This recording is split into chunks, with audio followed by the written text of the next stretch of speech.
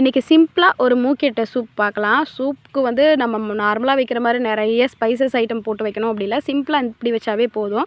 தோட்டத்துலேருந்து கொஞ்சம் சுண்டைக்காய், அதுக்கப்புறம் மூக்கீரை கீரை பறிச்சுக்கிட்டேன். சுண்டைக்காயில் வந்து சட்னி வச்சுக்கலாம், தோசைக்கும் சாப்பிட்டுக்கலாம், சாப்பாட்டுக்கும் சாப்பிட்டுக்கலாம் அப்படின்னு சொல்லிட்டு கொஞ்சம் சுண்டைக்காயும் மூக்கீரையும் பறிச்சுட்டு வந்தாச்சு.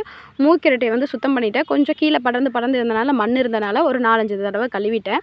மூக்கீரை சூப் குடிக்கிறனால சிறுநீரகம் அப்புறம் கல்லீரல் சம்மந்தப்பட்ட பிரச்சனைக்கெலாம் ரொம்பவே பெஸ்ட்டு.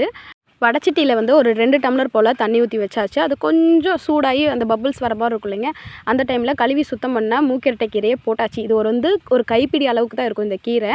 அதுக்கப்புறம் உரலில் வந்து கொஞ்சமாக மிளகு, சீரகம், அதுக்கப்புறம் சின்ன வெங்காயம், பூண்டு எடுத்து வச்சுருக்கேன். சின்ன வெங்காயம் போடுறதா பெஸ்ட்டு சூப்புக்கெலாம்.